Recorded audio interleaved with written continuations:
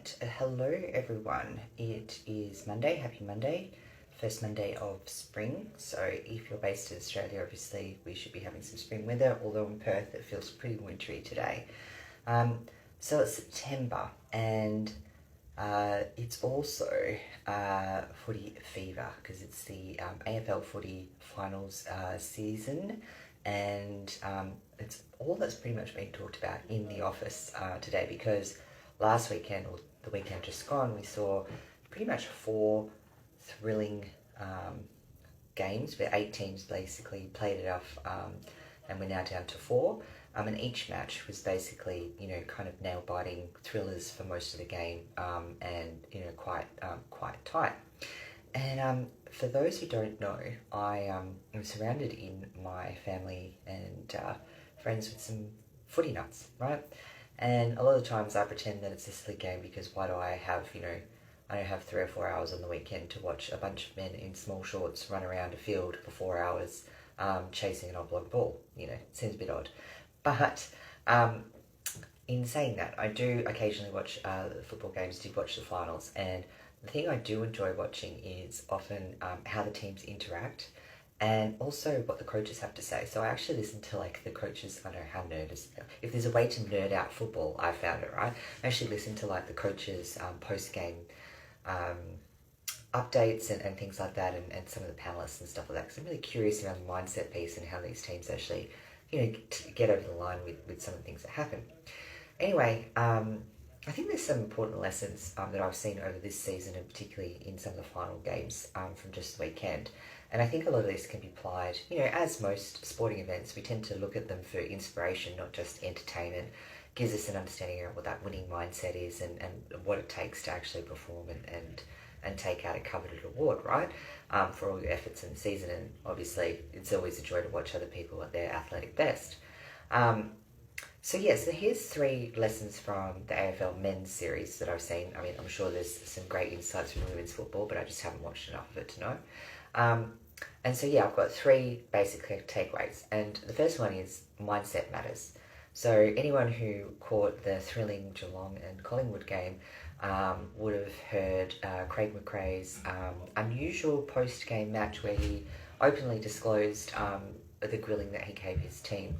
And the basic message that he said was, look, losing a game doesn't make you a loser, so don't act like one. And if you've seen or paid attention to Collingwood this year, they've really turned around. They've changed their game style. They've got a lot of young players, giving them space to actually grow in their skills. And the main thing that Craig McRae has been sort of focusing on drilling in with that team from the seams of it is around believing that it's possible. So believing that it's possible that you can actually have what it takes to get to the grand final. And, they're still in the finals at the moment. I mean, they didn't win the game on the weekend, but they still have another chance this weekend, which could potentially see them go to the prelim as well. And I guess the other thing is as well is, it's important to note that, whatever you do, whether you play a team sport or you have an individual competition or just anything that you do in life, you can lose more often than you win. It's kind of just the nature of things, right? And quite often it doesn't matter how much you give can give it your absolute all and still come up short, right? But how you handle defeat and how you heal from the hurt will usually determine how successful you are. So Craig McRae's message was pretty clear. He's like, just because we lost a game doesn't mean that you lie down on the ground. Get up, hold your head high, and power outage there.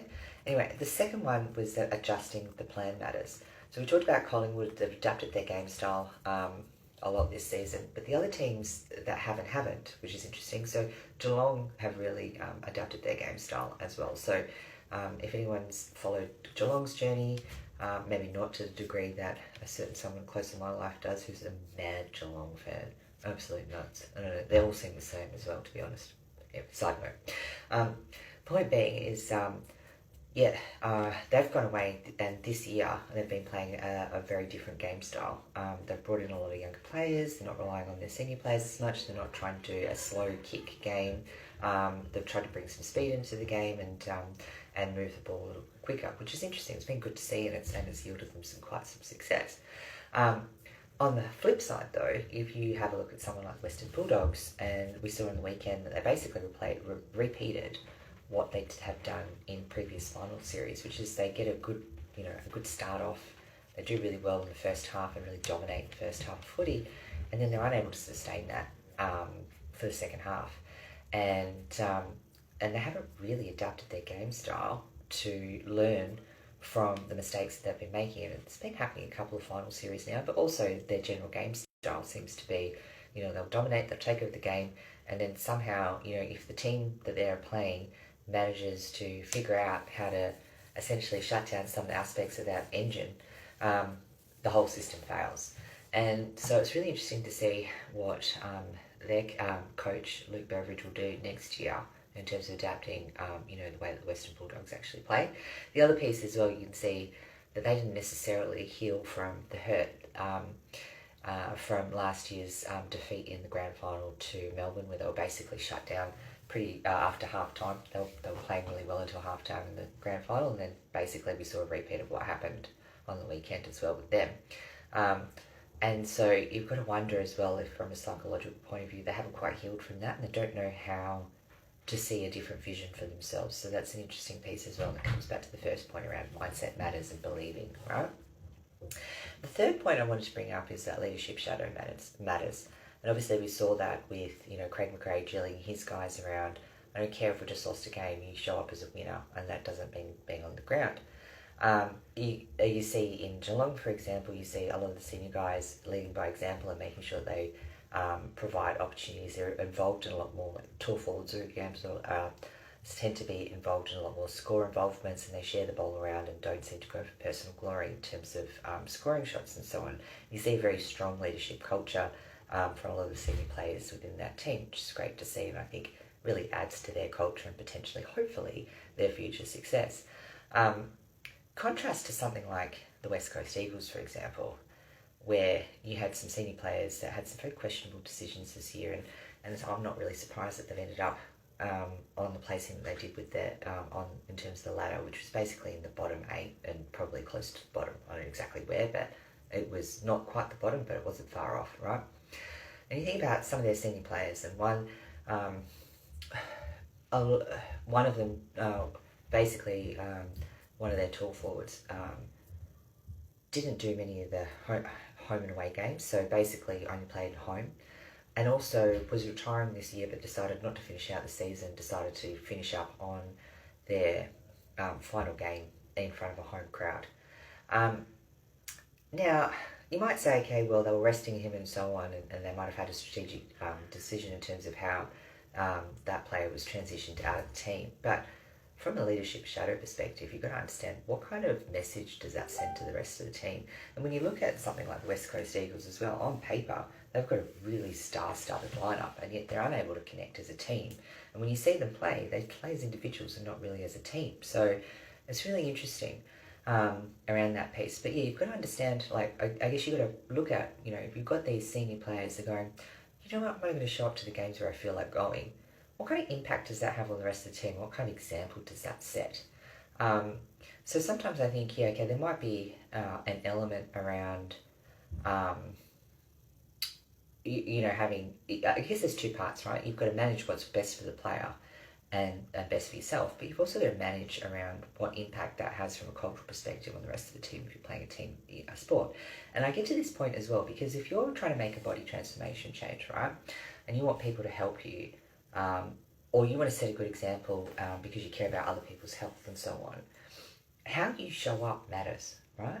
Like, you can't be stopping and starting a transformation journey because it gets too hard or other people get in the way or you get distracted, right? You can't be eating healthy sometimes and then not eating healthy other times, right? If you've got, kids will watch what you do, not what you say, right? And they will basically mimic the actions of people who are around, particularly adults and particularly parents, right? So if you're really trying to make a change, then you need to be conscious around the impact that you have on others. Plus the other things as well, like, if you've got scheduled sessions with a coach and you only rock up to half of them, or you don't do your actions and you're not held accountable and all those things, or you don't seek help when you need to, what kind of example does that set to your closest friends and family?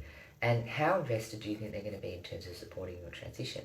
So when I say things around how are you going to lean in to lean up, um, this is the sort of thing that you need to think about. So one, how are you going to foster your mindset?